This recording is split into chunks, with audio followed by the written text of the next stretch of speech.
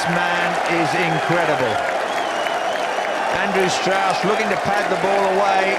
Nasser Hussain's been making the point all through this test series that if you're going to pad Warne away, you have to make sure you get close to the ball and you have to make sure the ball hits the pad. Just look at this. Well, this spin's big, massive. Middle stump, behind his legs. Andrew Strauss cannot believe it.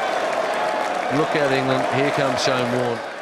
Thailand में थे, अपनी छुट्टियां मना रहे थे, वहां उनको दिल का दौरा पड़ा, उससे वो जान बहक हो गए। शेन वॉर्न टेस्ट क्रिकेट में दुनिया में सबसे ज्यादा विकेट लेने के नंबर पे दूसरे नंबर पर थे। मुताहिर मुरलीधरन की 800 विकेटों के बाद उनकी 708 टेस्ट विकेटें थी। बड़े खिलाड़ी थे, बड़ी जबरदस्त स्पिनर थे और ऑस्ट्रेलिया के लिए एक दूसरी खबर है ये आज।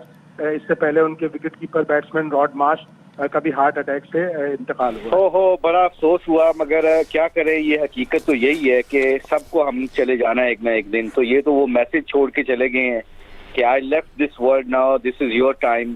मेरे साथ तो उनका बहुत अच्छा एक लिंक था, क्योंकि हम बहुत ज्यादा लेग स्पिन को डिस्कस किया करते थे, वेरिएशन के ऊपर डिस्कस किया करते थे। तो उसके साथ काफी साल में क्रिकेट खेला भी हूँ, उनके खिलाफ भी खेला हूँ। He was a great bowler, एक ऑस्ट्रेलिया के लेजेंड थे।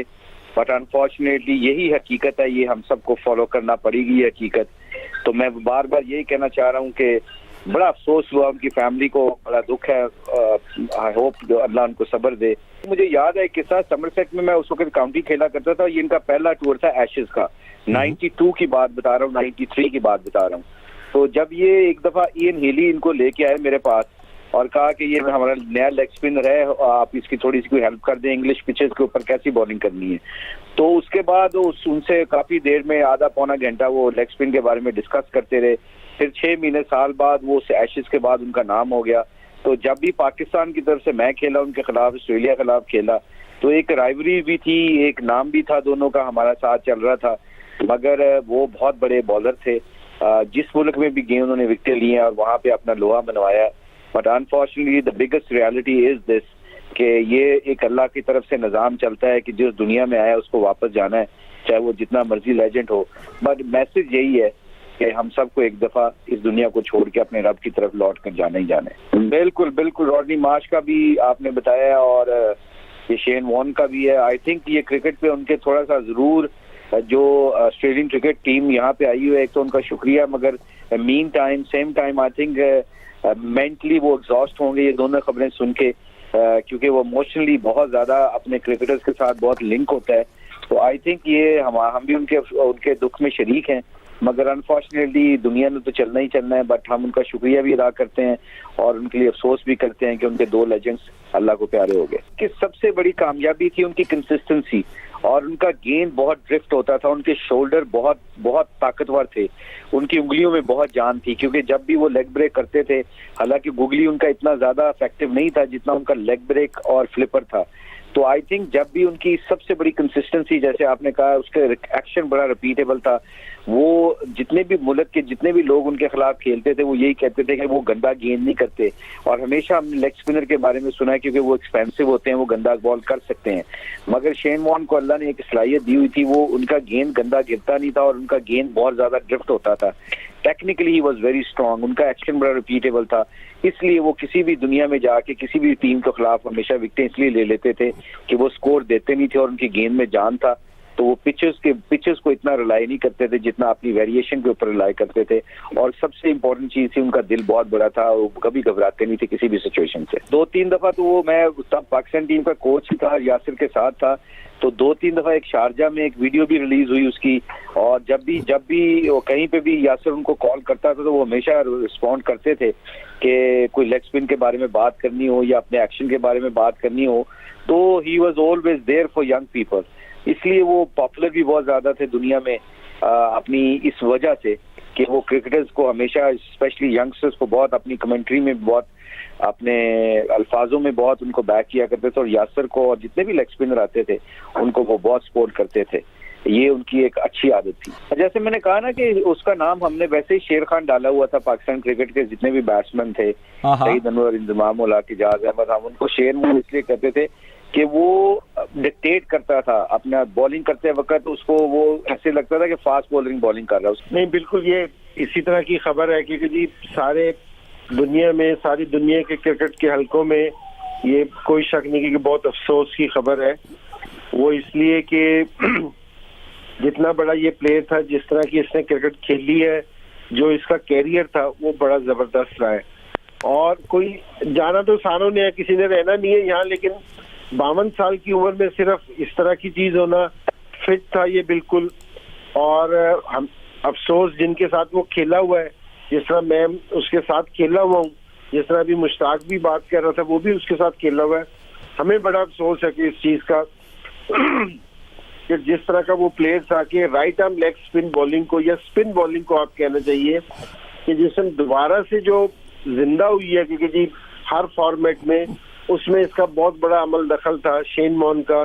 क्योंकि जी जिस तरह अभी मुश्ताक कह रहे थे ना कि फास्ट बॉलरों की तरह जो उसकी बॉलिंग की एग्रेशन थी ना, वो फास्ट बॉलरों की तरह थी कि उसने सारे स्पिनर्स को दिया कि जी स्पिनर्स भी फास्ट बॉलर की तरह बॉलिंग कर सकते हैं।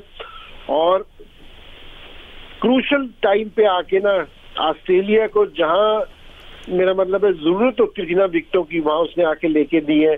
कई जो उसकी परफॉर्मेंसेज है, जहां बड़े मैचेस होते थे, सेमीफाइनल, फाइनल वगैरह, तो वहां आप शेन वॉर्न की परफॉर्मेंस देखते थे। वाकई क्रिकेट की जो उनसे हलकों में ये एक बहुत अफसोसनाक खबर है।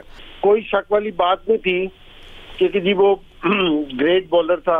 और जिस तरह की अभी सारा आपको बताया कि जी अटैकिंग क्रिकेट खेलता था, फास्ट बॉलर वाली उसकी एग्रेशन थी।